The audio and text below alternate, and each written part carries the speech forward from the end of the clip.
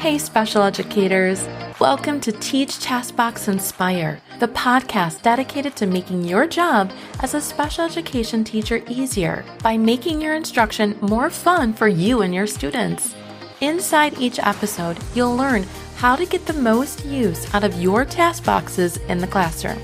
I'm your host, Lisa Holiday from Chalkboard Superhero, a veteran special education teacher passionate about empowering you with purposeful teaching strategies, helpful tips and tricks, and other classroom management tools that will help you thrive in your role. Let's get started with today's episode. Hey there, special educators, and welcome back to another episode of Teach, Taskbox, Inspire. I'm your host, Lisa Holiday, and today we're diving into a topic that's been buzzing around in the news and social media lately. A brand new CDC report just dropped, and it says that 1 in every 31 children is now diagnosed with autism by the time they turn 8 years old. Yep, 1 in 31. Now, I know that number may stop you right in your tracks. It might even sound a little shocking, especially if this is your first time hearing it. But before we go into panic mode, I want to slow it down and unpack what this really means.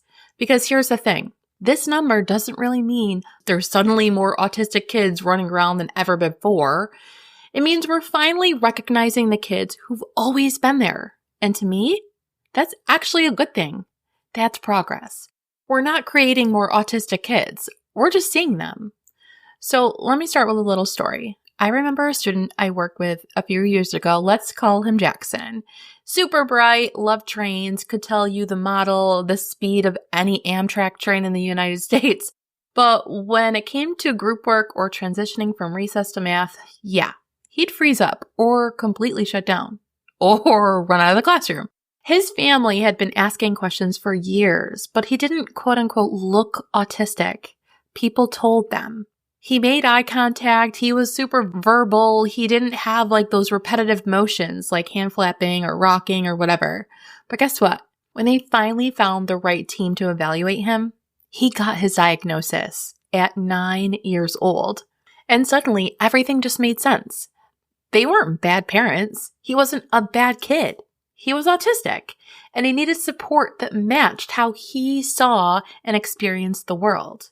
That's what this 1 in 31 number is really all about. It's about all the Jacksons out there finally being seen, finally getting answers. So what's behind this big shift? Let's talk about kind of what's causing this increase in diagnosed cases, because it's not that autism is kind of spreading. It's that we've come a long way in how we talk about it, how we identify it, and really how we support it. So here's a few big reasons. Number 1, more awareness. 20 years ago, 25 years ago, I graduated from high school. Many people had never even heard of autism before. Now it's in TV shows, it's in movies, it's in books that I read, TikToks, you name it. Parents and teachers are noticing signs even earlier. They're asking better questions. They're advocating louder. I mean, how many of you have had a parent ask, should I be concerned that my child isn't pointing yet? Or maybe they say, he's lining up toys. What does that mean? I hear those questions all of the time. Those conversations weren't happening as often as a couple decades ago.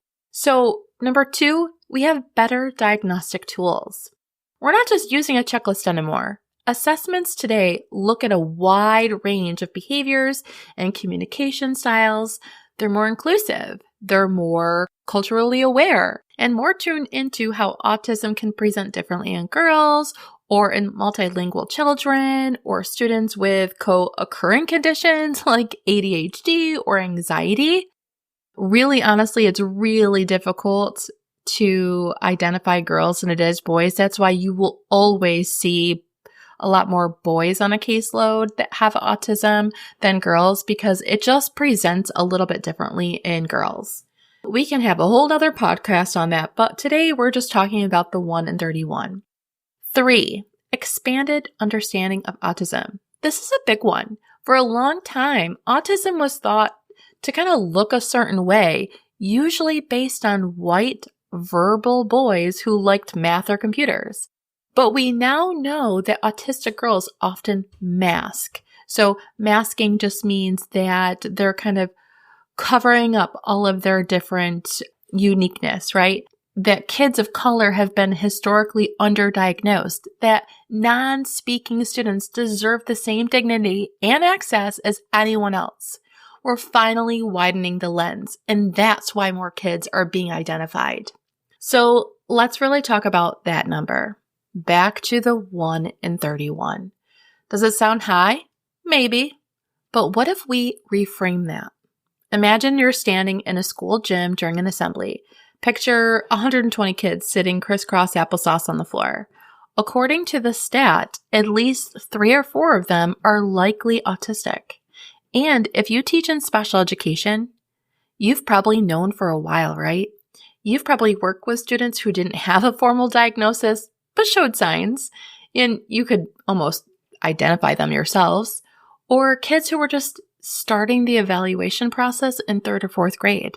The stat just puts numbers to what we're already seeing. Autism is not rare, and honestly, it's not scary. It's part of the human experience. Let's get real here. What does this mean for you in your classroom? Whether you're in gen ed, whether you're an inclusion teacher, whether you're in a self-contained setting, right? This stat affects all of us. More kids are being diagnosed and more of them are staying in inclusive settings. And that means, number 1, we need to keep using visuals, routines, and predictability, not just for our autistic students, but for everyone. Number 2, we need to normalize stimming, communication devices, sensory breaks, even flexible seating. Number 3, we need to remember that meltdowns aren't tantrums. They're usually a sign of overwhelm, not a misbehavior. For example, I had a student last year who would quietly get up and walk to the back of the room, sit under a table when things got too loud. Instead of seeing it as defiance, we built it into his plan.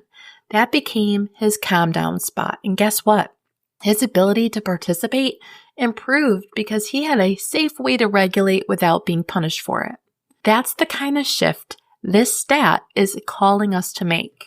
It also impacts families. So if you're a parent listening, I want to speak to you directly for a moment. Maybe you've been feeling like something is different about your child, but no one is validating you. Maybe you're in the thick of evaluations, or maybe your child was just diagnosed and you're overwhelmed. Please hear this. You are not alone. There is nothing wrong with your child, and you are doing a great job, even if it doesn't feel like it right now. This increase in diagnoses means you're more likely to find out how to support your child now more than ever before. More therapists, more inclusive classrooms, more communities who just get it. You do not have to do this alone. All right, let's come back.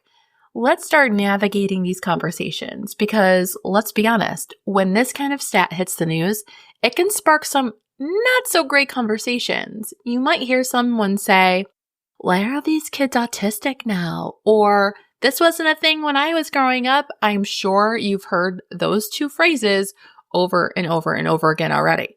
So here's a simple reply that you can keep in your pocket. Actually, it's not more kids are autistic. It's that we're better at recognizing autism in all kinds of kids now.